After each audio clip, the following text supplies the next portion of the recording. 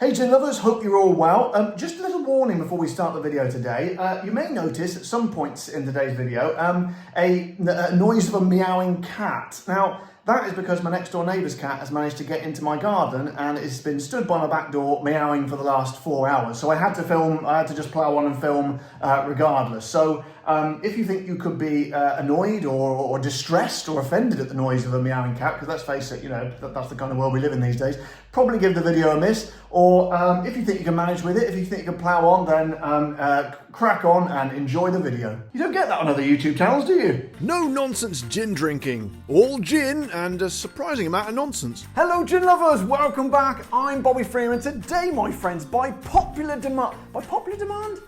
some kind of demand, request, by polite request by my viewers and my subscribers. Well, they're definitely my viewers. I don't know if they're my subscribers or not. I hope they are. But anyway, the point is they politely requested, because I put that out a while ago. I do requests on this channel now. If you request a video, I will consider it. And if enough people request it in a polite way or impolite, I'm not bothered really, I will bloody well make it, because that's what I'm all about. And this one was extremely popular, way out ahead of the rest of the requests. And this was, people wanted to know my favourite gin range, my favourite range of gins, my favourite gin company which does a range of, well, gins. And I thought that was kind of an interesting one, really, because you have the top 10 gins. I've had top 10 like sort of fruity type style gins. I think that's probably it, just top 10 type kind of gins. But I've never sort of thought of this before. So this is why I like to put stuff out there. So again, if you have a request for a video to do with literally anything, maybe not even gin, I don't care. I'm all about no boundaries.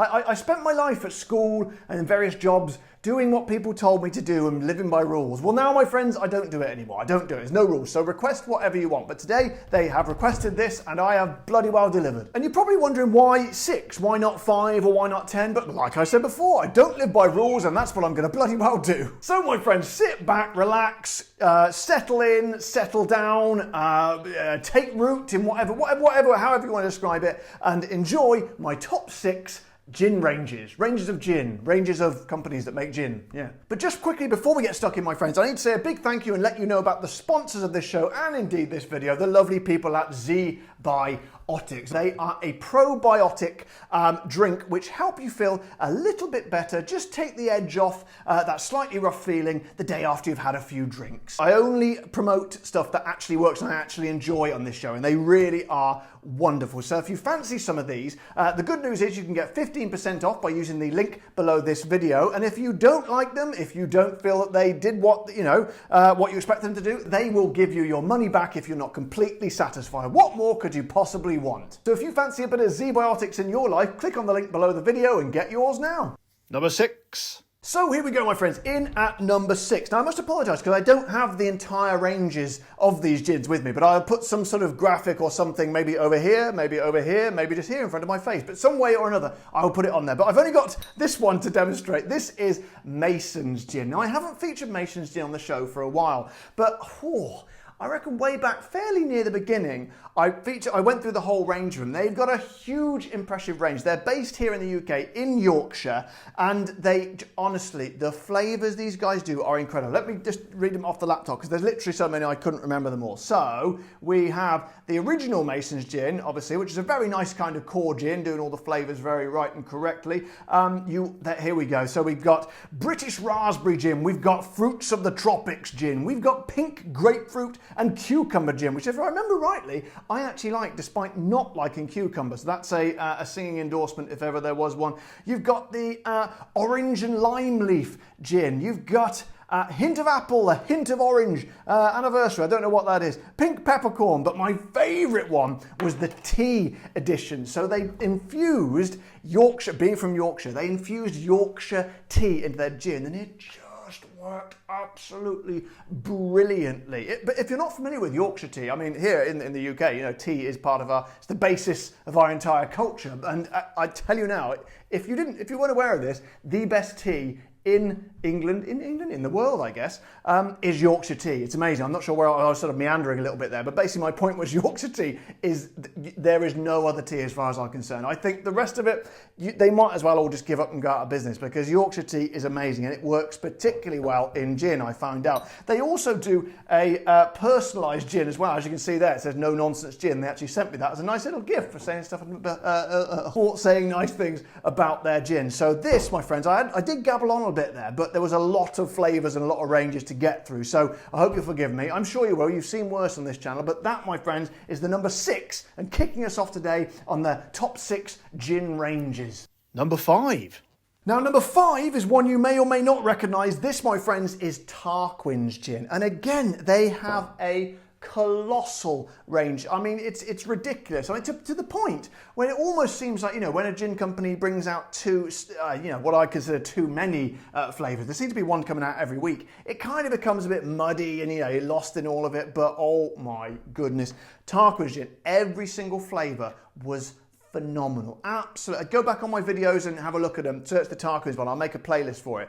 They were really, really good. Really rich and deep flavours and really colourful as well. And just look at the bottles as well. They're all dipped in this wax and they run down like that. This is their original gin. And I remember it was one of the first gins to feature lavender in it. And I thought, oh, not sure about that. Sounds a bit like, you know, a bit like old lady's perfume. But that's the first time I realised that in tiny, tiny controlled amounts, lavender can bring a really wonderful, wonderful aspect to gins. Let me read you a few of theirs from the website. Hang on a second. So here we are, based in Cornwall, of course, the most beautiful county in all the British Isles. We've got the normal gin, and then we've got Tarquin's Gooseberry Gin. We've got the Sea Dog Navy Strength Gin, Blackberry Gin, Black Cherry Gin, Rhubarb and Raspberry Gin, Cornish Sunshine Blood Orange Gin, Tarquin's Gin Pink Lemon and Grapefruit, and even load more. I think there's more as well. The list goes on. It's truly amazing. So I really was very excited by every single one of these bottles, and I'm absolutely certain that you be as well. So that, my friends, is well-deserved number 5 on my list today. Number 4. So, my friends, number 4, and a lot of people are going to recognise this one. This, my friends, is the rather beautiful bottled Silent Pool Gin. Now, I really love this gin. Even before I started the gin channel, they just really just... they get under your skin. They're exquisitely made, very, very intelligently blended, and lots of different ones. This, I haven't got the original one. The original one, I loved. It was kind of this colour bottle, but with yellowy sort of flowers and decoration on it. And it just, I believe it was made with a little bit of honey in there. And it just, the blend of botanicals was so intelligent and so well balanced. It just absolutely just knocked me for 6 straight away. And then they followed it up with this rare citrus. And that literally is what it says on the tin or on the bottle. It's rare citrus, sort of weird, strange sounding citrusy kind of fruit. Should I look them up? Oh, yeah, why not, shall I? Here we go. They're so weird I can't really pronounce a lot of them. So it's got notes of Natsu Dai Dai, subtly sweetened with Hirado Buntan. If anyone knows what these are, please chip in now. And my favourite one, the Buddha's Hand. Buddha's Hand was like sort of a weird sort of alien kind of hand with fingers like this, like a lemon, cross with a lemon and an alien's hand. Not really sure how else I describe that, to be honest, but just look it up. It's a very weird thing. I might put a picture of one there. And this one is actually a limited edition. I don't think you can get this anymore. This was specially for the King's coronation, and they sort of used, they went back to, I think they went back to basics with this one, and did a completely new recipe, but it was just wonderful, complex and brilliant and just heavy on the juniper. I really enjoyed it. They also do one called Rose Expression, which kind of had hints of rose in it, but they've also got one, I think I've just seen one which I haven't actually tried yet. It's called Silent Pool English Garden Expression. Can't remember if I tried that or not. I'll have to look it up. Anyway, the point is, these are an exceptional range of gins. And also, they've got a glass stopper on the top. So rather than pull it straight out, you have to sort of lean forward like that. Not quite as impressive as I thought it was going to be there. But anyway, these are exceptional gins. If you haven't tried them, they seem to be available worldwide. When me and Narissa were in America last year, most of these are available there. So if you haven't tried them, trust me, every single one of them is brilliant. Start with the original and then work your way through it the order you want. But they are, trust me, absolutely wonderful and well-deserved of a place in my top, Jane? Who's Jane? Top range of gins. Number 3. In at number 3, my friends, is a gin that many of you are definitely going to recognise. This is Irish. Irish? Yeah, it is Irish. It's Drumshanbo Gunpowder Irish Gin. And I tell thee what, my friends, it is stupendous. And I think also there are a beautiful, beautiful range of bottles as well. There's a green one as well called, what was it called again? It says over here, it was the Irish Gin Sardinian Citrus. Again, a very citrusy, really sort of sharp, sort of sherbety citrus. Lovely, beautifully sort of blended bunch of flavours. Then you have this one, which is, again, I just love the bottles of these. This is one of those bottles that I can't bring myself to throw away. There's certain bottles that just, you know, you just can't get rid of them because they're just so beautiful. And these are definitely going to be one of them. And then, of course, the beloved original.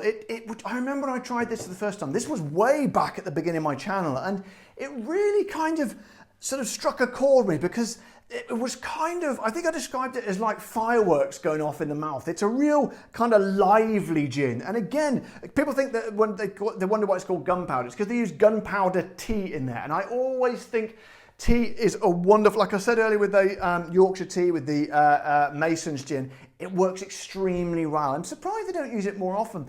Beefeater 24 use tea as well. A couple of others as well. I think maybe some Chinese ones I feature, I don't know, but it works really, really well. And this range is kind of sort of quite special. You don't really see them sort of shouting on social media or sort of huge advertising campaigns, but they're just kind of there, doing their thing and doing it really, really well. So these ones are just really something quite special. Again, available. I've tried to pick ranges that are going to be available to most of my gin fans all over the world, and this is definitely one of them. I've seen these in duty-free and airports all over the place. So if you haven't by any chance, I imagine probably most of you watching this are probably going to try these, but if you haven't, then honestly, you're in for a treat. Get them on your shelf and get them down the old gullet. You won't regret it. Number 2.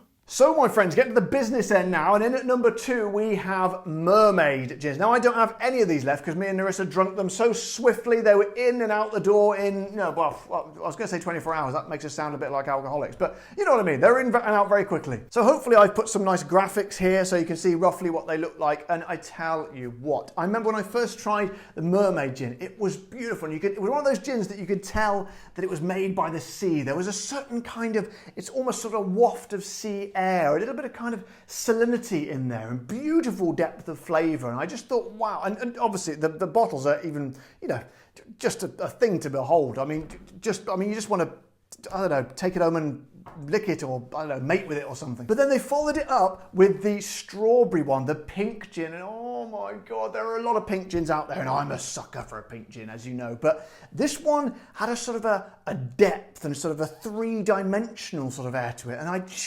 hadn't drank it for a while, and I was in a pub the other day in London, and I ordered one of those, and I remembered how truly wonderful it was. It was a sort of a natural strawberry sort of flavour, not like a sort of an artificially sort of, you know, candy kind of strawberry flavour. It felt like it was luscious actual strawberries in there. And then, not satisfied with making 2 truly wonderful gins, they followed it up with Mermaid Zest gin. Now they always, you know, we're following a sort of a common theme here with these gins. They always kind of bring out a zesty sort of version, but again, it's kind of difficult when they do that to come up with something original, but they really nailed it. They used, it was kind of primarily grapefruit, but which I find grapefruit a little bit bitter, you know, it's just on its own, but they balanced it out beautifully with bergamot, so it brought a sweetness to it to counteract that bitterness of the grapefruit.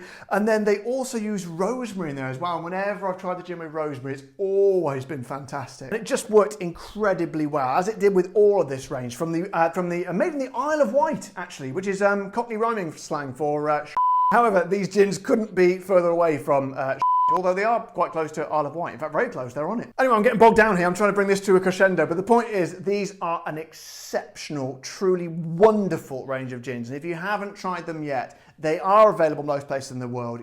Trust me, you will love every single one of them. Number 1.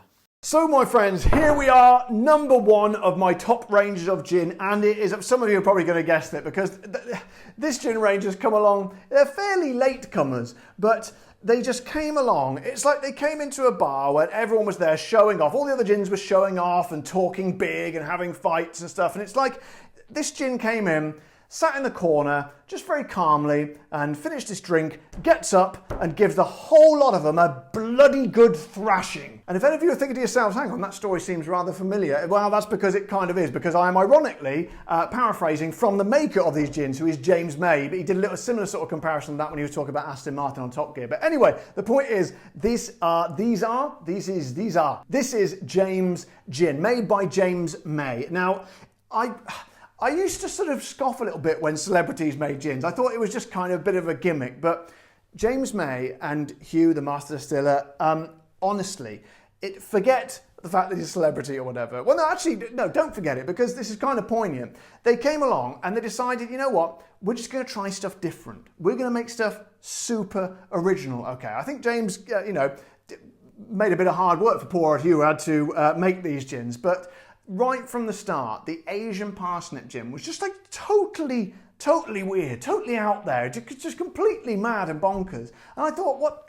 I didn't even know what it could possibly taste like, but my God, the flavours they used were supremely balanced and just really, really kind of blew me away, and I loved it. And then they followed it up with, what came next? Yes, it was this one. It was the American mustard one. And again, just completely threw me, and I thought, how the hell is that going to work? Yeah, it just totally did it. It's a savoury gin, but I really like savoury gins. And it was it created the sense of taking a big bite of like a big, juicy, loaded hot dog or burger or something like that, and combined with gin, which sounds crazy, but somehow they made it work. And again, they followed it up with the London Drizzle gin, which was one of my, actually my number one of the top 10 gins of last year. It was phenomenal. It kind of changed the way I enjoy gin. I've been drinking gin for a long time, and not only that, I've tried hundreds, probably thousands. I don't know how many bloody gins I've tried on this channel, but it completely turned gin on its head for me and it became the only gin I drank for ages. So that in itself is just such an achievement. And then they recently followed it up with the California, the wonderfully named California Dream Gin. In fact, I've got that. Why haven't I got that on my thing? Where the hell has it gone? It's here somewhere. Yeah, here it is. I don't know why I didn't have that on my little display there. Sorry about that. This one was, oh man, they had a kind of a really high, it set the bar really high for themselves here, but again, they totally attained it. This is a mushroom-based gin, and it gives a kind of a nice, warm, sort of seasoned, almost buttery, sort of mushroomy kind of essence to it. And again, a lot of people would think, are you mad? Well, possibly, yeah, I get that a lot, but it just worked wonderfully. And for pure kind of originality and thinking outside the box, I love thinking outside the box and breaking rules. It's wonderful, isn't it? It'll come full circle here. I said this at the beginning. I love the kind of the gay abandon of ignoring all the rules in gin, and not only doing that, but absolutely, because you could try that and it could just completely fall flat on its face, but at least you tried. But it didn't. It did completely the opposite, and it made just absolute magic, just pure magic. And that, my friends, is why James Gin is the #1 range of gins on my top 6 today. So guys, I hope you've enjoyed that video today. I've kind of hemmed myself in a little bit here, but I think I'll manage. But look, it's been, I like to see these top 10s. They're very, very popular. As I said, people have requested this, so hope it did not disappoint. If you have a request for any a video, gin related or otherwise, or if you just want me to see me do something, I don't know, whatever you want me to do, I will endeavour to do it, provided it doesn't break any rules or get me divorced from my wife. But please do write in. I think I've got an email. Is it bobby@nononsensegin.com? I think that's it. I very, very rarely use it. But there's also one, nononsensegin@gmail.com. That one definitely works. Send your requests in and I shall endeavour to do it. If you throw down the gauntlets, my friend, I shall be picking them up. I can't guarantee I'm going to... this metaphor is getting a bit weird now. But anyway, I will do my best to make every single video for you. And don't forget, of course, if you enjoyed this video today, if you found it useful, if you've taken anything or gleaned anything at all from it, don't forget to express this by liking the video, subscribing to my channel if you haven't already, and if you want to support the show to keep me going, to buy a few gins for these videos so I don't go bankrupt, head over to the Patreon page or click on the button below this video to become a YouTube member. But until next time, guys, you all know the drill. Take care, stay safe. Got to be careful not to knock these bottles over. Oh God, I've forgotten what I'm saying now. Take care, stay safe. Thank you to all my patrons and members, and of course, keep drinking the gin.